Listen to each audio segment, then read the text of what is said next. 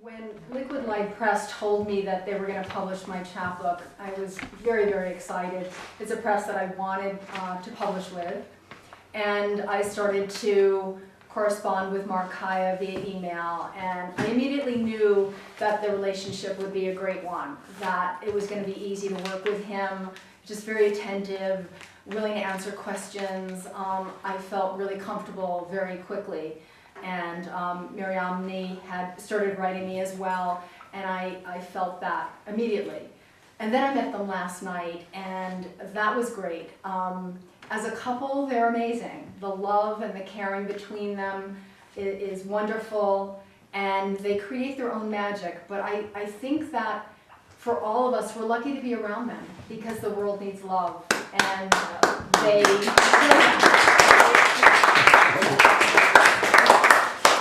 So I'm going to start with a poem that I hadn't intended to read, but I want to dedicate it to Mark Kaya and Mariamne. I brought it because I was working on it, so it may change a little. But it's called Tandem. I ride behind my husband, blocking wind along Sconset Road to the Atlantic. He knows the path, and I take his cues. Pedal slower to downshift, hoist off the seat at stop, cars circling the rotary. To go, I lean over handlebars, push off as in lovemaking, giving us a strong start. How fast we pass everything. Afraid to lose a moment, I yell coast, and we do. Every muscle at ease, feet slack on the pedals, heating an egret stillness on the pond. At the edge of woods, bushes delight with berries. The donut shop moved. I can't bike these miles on my own. Sweaty and tired, we listen as the ocean pulls back waves, does it over and over again.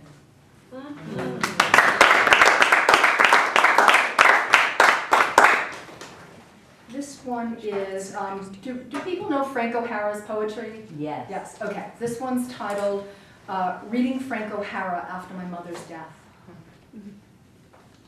I buy an Arizona Daily Star to read obituaries in which everyone was kind, generous, and will be missed.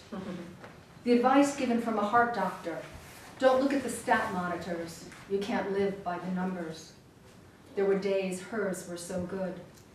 This month, a blue moon on New Year's Eve. The maid at the Waldorf, a Russian Jew, told me, get out and walk, don't look at anybody, don't go into stores, just walk. In St. Bartholomew's Church, a woman turned to a man, God wants you to live as long as possible. I just wanted quiet. The kind of quiet that comes out of stillness, hummingbird wings sculling the air, Ave Maria sung as liturgy by an opera singer. I took a wrong turn today up the mountain. Now I wear blue topaz, the color of my mother's eyes. Oval stones in a bracelet, hoop earrings. Though I'm not mineral or vitreous, I've been touched, turned, warmed, and cut. I want to believe that the dog lip kisses my lips because she loves me and not for the sweet jam in the corners of my mouth. Now I count lights when I drive, snack instead of eat meals. Now the wave of a bare greasewood in the wind, the orange flowers that hang on the Cape honeysuckle in January amaze me.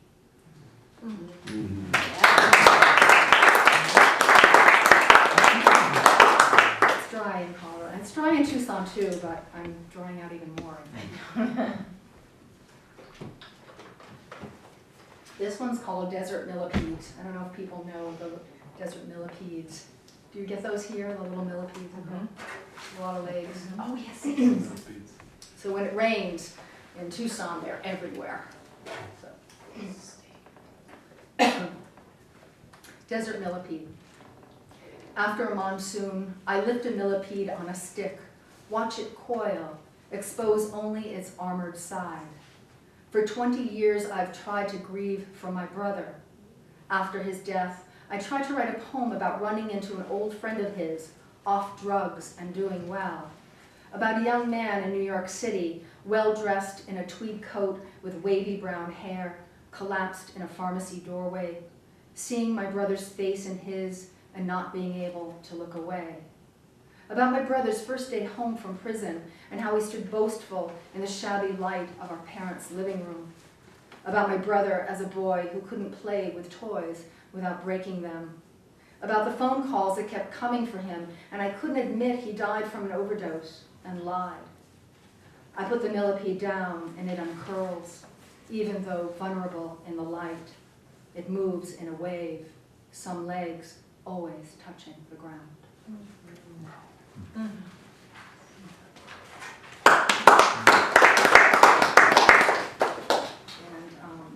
this one is called Apple Pie. I found my father sifting fine white flour falling into drifts in the belly of a yellow bowl, while he turned the crank and metal moving like a scythe scraped against mesh.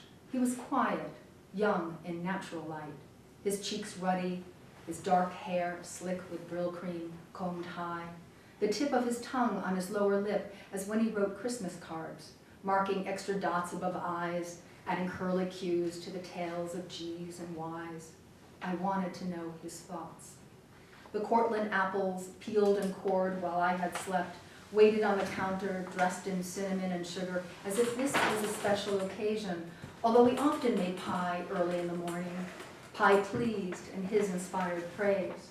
He'd serve me a piece complete with swirls of whipped cream and look into my face. He was a kid that way. I didn't pretend I could someday make it and it would taste like his, the crust flaking when it hits the tongue, the apples spicy, sweet, and buttery. But sleepily, I listened to what he wanted to tell me about measuring Crisco and chilling dough. He had no written recipe, only his ease, cutting and shortening, his wrist moving back and forth as if rocking a cradle.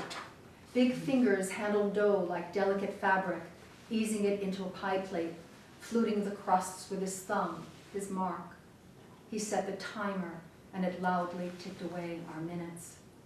The morning of his wake, my mother threw away the last piece of apple pie to make room for cold cuts, salads, and sodas. I lifted it out of the garbage and ate it.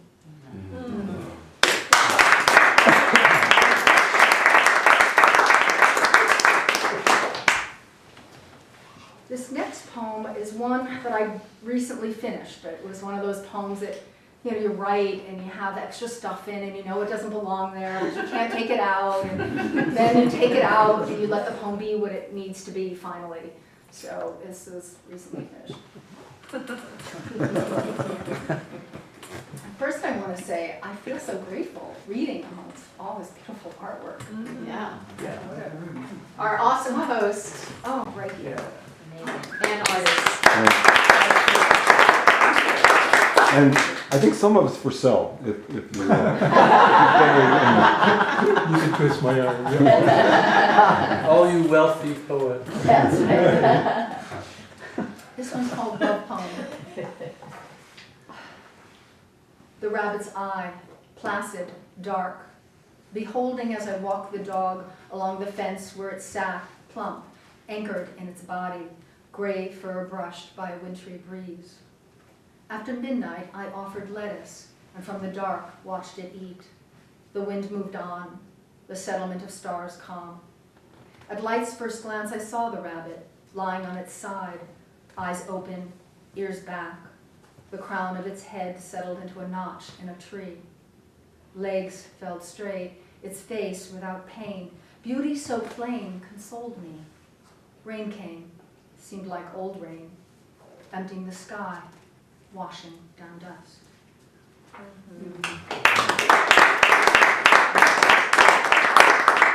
I'm going to end with a poem called Shoes. And I won't be looking up because if I lose my place, I'm really in trouble. It'll pick up in rhythm, but it's a list poem. And so it'll be hard if I lose my place. Forgive me for not connecting with you.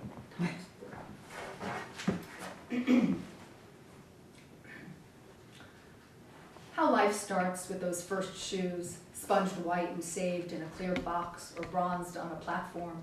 Little girls in calfskin, kidskin, patent leathers for making first communion, shined with Vaseline, buckled down, the white and brown saddle shoes of Catholic schools, Buster Browns, stride rights, penny loafers with nickels slipped in, the tasseled, the tied, the wide wingtips of Wall Street, the King's blue suede shoes, snakeskin, man-made uppers and rubber soles, old shoes with holes in soles, can't seem to throw them away.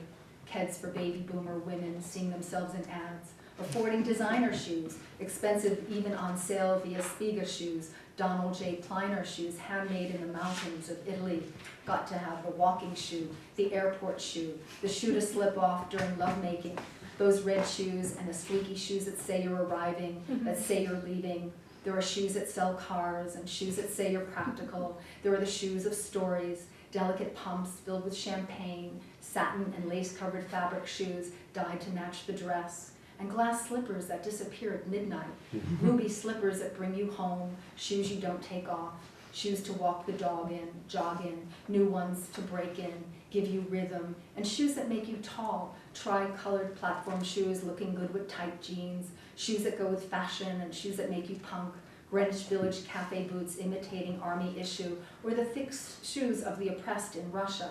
Shoes to polka as fast as you can, get a grip in, the Kinney shoes Dad tap danced in, that made us kids laugh again, shoes Jean sang and danced in the rain in, river dance, the sound of a cast of shoes, rapping hard on wooden floors, clapping for more, moving our feet, the sound of the one heartbeat, an uncle, a cop, walking the beat, marching feet in unison, never out of step beat, toe the line, stride and floor chimes, rubber thonged happy feet, Dunhams covered in mud, closed-toed shoes to walk through puddles in, slingbacks you're not supposed to walk in puddles with, totes to keep the water out, lead boots people have drowned in, the only pair of new shoes he owned to bury my brother in, worn thrift store shoes, markdowns, hand-me-downs, first pair of heels worn to church, feeling like a big girl though my feet ache shoes, white go-go boots, singing with Nancy, gonna walk all over you. The old woman who didn't really live in a shoe, shoes that point, that have a steel toe, 5.5 my size. Grandpa's prize-fighting, dodging shoes, don't have the right shoes, the shoes that match, don't match.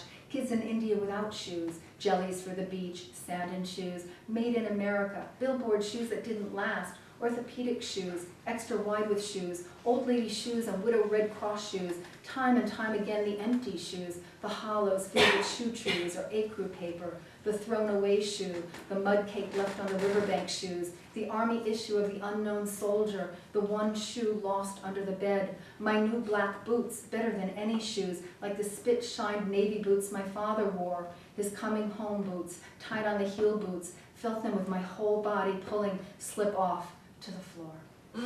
Yeah.